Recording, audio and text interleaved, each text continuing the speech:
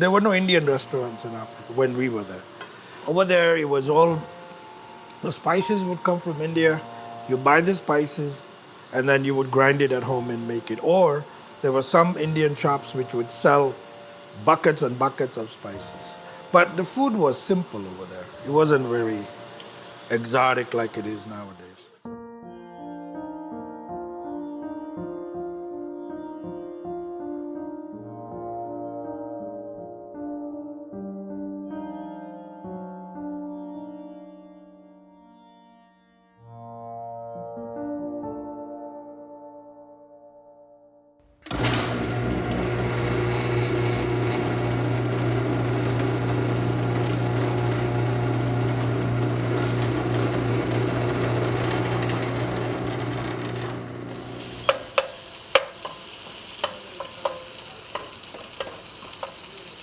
Actually, in those days, there were no supermarkets.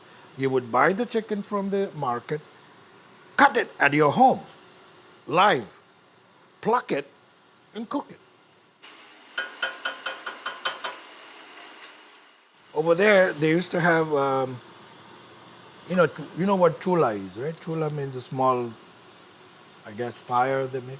They would make it on top of it, outside the home. And everybody was invited. Well, people who ate. So they would make.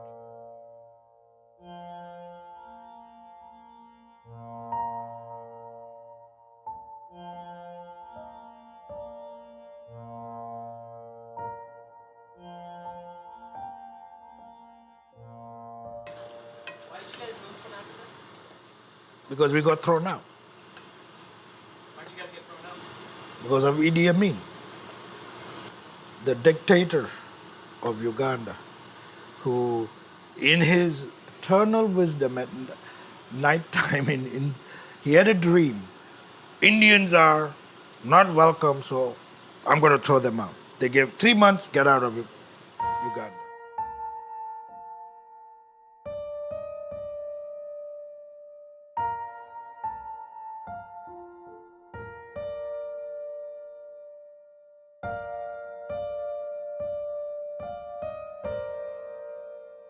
I wasn't taught, I just observed.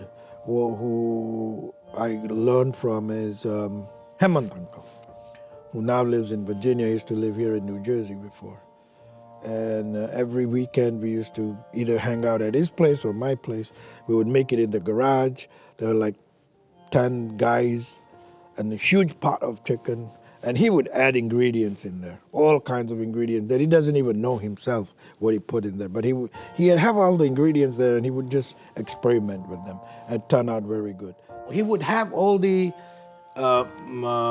spices there. So he would go upstairs because his wife and his sister-in-laws, they would cook up there. So the spices were up there. He would go to the kitchen.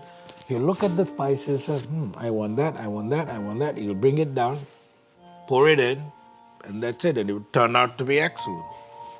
Simple stuff.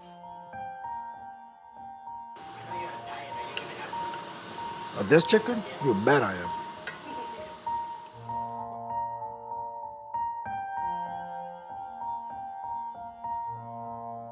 I would help him with the ingredients, and he would tell me how to do it. And so over the years, and I improvised. I put different spices. I put meat masala. Today what I did was we cut onions, which were long, a little bit longer, tomatoes, and all fresh ingredients. So you saute the onions first in an effort to caramelize it, almost frying it. Then you put the tomatoes in. At the same time, I put some cardamom, cloves, curry leaves, and then I added a little bit of garlic and ginger paste in it. And I sauteed the whole thing first with the onions and the tomatoes. And this is done in a step-ladder fashion. You don't put everything together. You put the onions first, then you put the tomatoes, and then you put the cardamom and all that, cloves and all that stuff. and the garlic and the ginger paste. Saute it for about 5-10 minutes, and you want to make sure that it doesn't stick to the bottom of the pan. Once you know that in about 10-15 minutes it's all nice and sauced up, then you put the marinated chicken in it. And then you want to garnish it later on with some coriander, and then you eat it. And you can have it with parathas, you can have it with the rotis, or you can have it with rice, or a combination of either one of those three. Do you eat this with like a side of raw onions? What? Yeah, Yeah. absolutely. That's the Indian way. This is the only thing I'm going to eat today.